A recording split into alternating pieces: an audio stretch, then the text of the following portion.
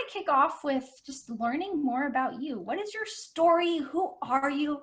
I feel like when every time I try to describe you to people that I know, I'm like, you just have to meet her because she embodies the work that she does. And that is very rare for people. A lot of times it's a lot of just talk, but not a lot of people really live and embody the work in the way that you do. So I have so much deep respect. And I would love to just learn, how did you become this magnificent woman that you are today? Thank you, Stephanie. What a great introduction. Wow. Well, I want to tell you, I really, really appreciate you allowing me to share and to be part of your beautiful community that you have created. And as you were saying that I embody the things that I teach, I feel that you do the same thing. So I think that's what pulls us closer together. Stephanie, I want to tell you that my husband and I, we opened many different businesses together, electronic manufacturing, production companies. And through our work together, we worked together for 27 years, building and opening companies. I saw a different dynamics that was happening in the companies, whether it is with our teams, whether it is with our leadership, or whether it is with our boards. And I could not understand why they could solve technical problems, but they couldn't really work well together.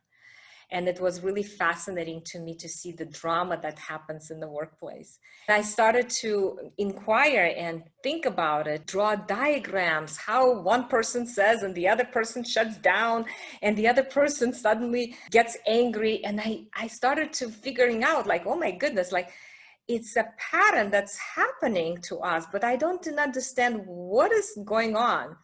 I would refer to the core values and our behaviors and corrective actions. But later on, I learned that it's all about emotions. The interesting part, how I came about it, I didn't really think about being a doctor, but when I started my company, consulting company, I decided to make this as my goal, is to figuring out how can people work better together. And through my practice, my husband says, you know, if you want people to listen to you, you better become a doctor.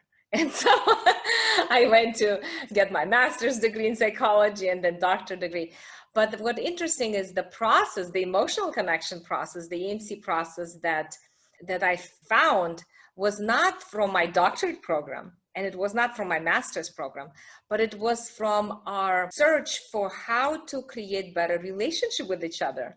That moment, my husband and I were married about 25 years. We constantly would get into these arguments. One time we created this chart and decided to see how many arguments do we have. We saw on the chart that we had every single day we had an argument. Oh my gosh. We said, okay, how do we reduce it? To make a long story short, we went through different therapies, and like all other couples do, every one of those therapists took my side and made my husband as a bad guy. He was so fed up, he said, I'm going to go and get my master's degree in psychology. So he did. And while he was getting his hours, somebody introduced him to emotionally focused therapy.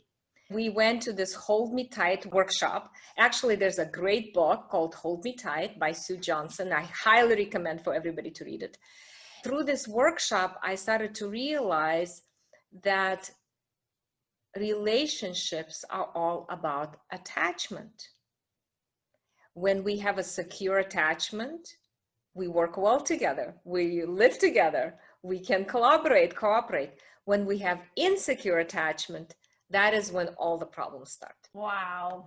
I remember when we first met, because my husband is also an engineer, and I was just in shock that your engineer husband would go and learn this type of therapy or the work. And now it makes more sense hearing the backstory of why are they not taking my side? I mean, I could just so empathize with that moment of this is ridiculous. We need to dive into this. And I love that you did it as a couple together. Hearing this is the why behind the founder story, if you will, to get into this.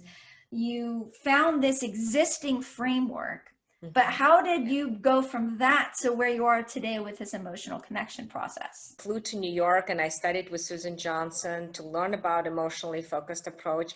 And I started to pick up some of the pieces and use it in my coaching practice and my consulting when I was working with companies or leaders and teams, boards, and I started to see the impact of it. It was so huge and effective so quickly.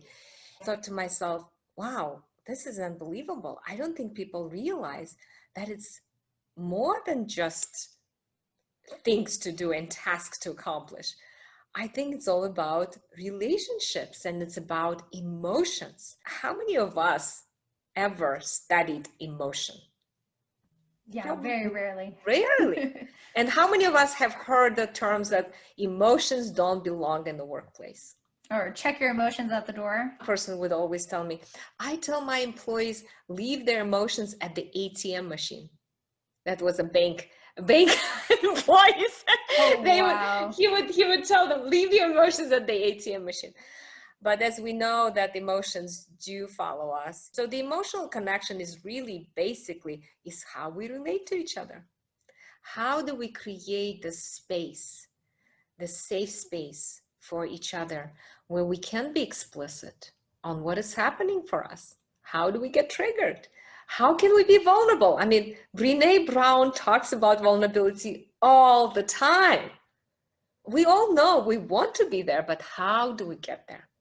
And that is what the emotional connection process does, is it really a methodology, a strategy, if you will, for people to know how to get through the emotional roller coaster and arrive at a place where they feel emotionally safe and able to have that emotional balance in their lives. I absolutely love this framework because though you take it a spin on it in the corporate world, right, with businesses, it's so applicable to every aspect of our life. I almost want to back up a little bit because you're not just a wife, you're also a mom and a grandma.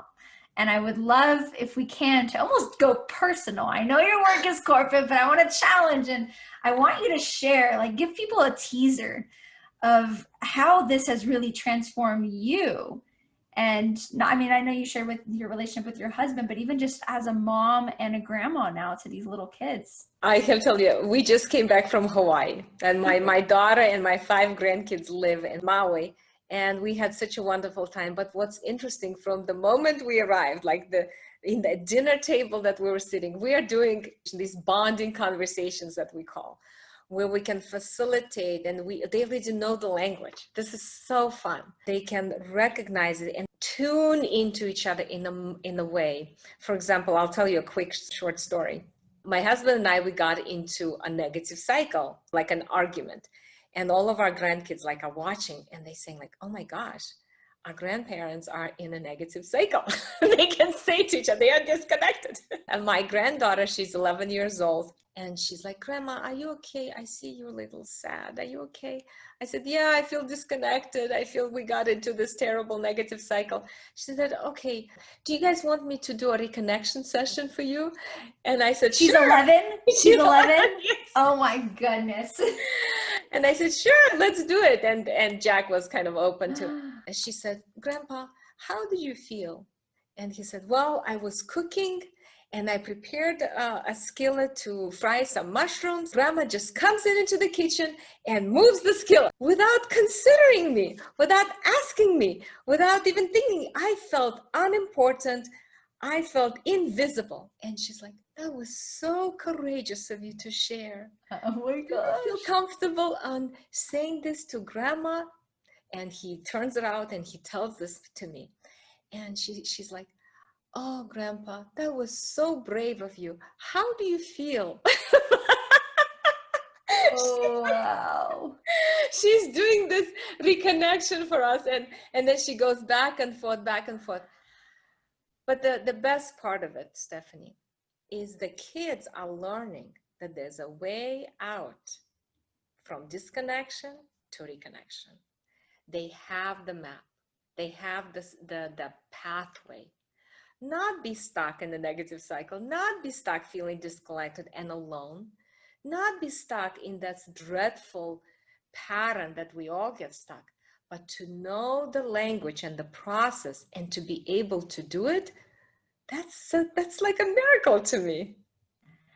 I love this story. It gives me so much hope because it sounds like it, I feel like when we talk about emotions or items like this, it sounds like it should be overwhelming. It should be so complex and hard. Yeah. And I just love that your 11-year-old has mastered this enough to almost, it's like the grasshopper has trained the master, right? Here she is doing it with you.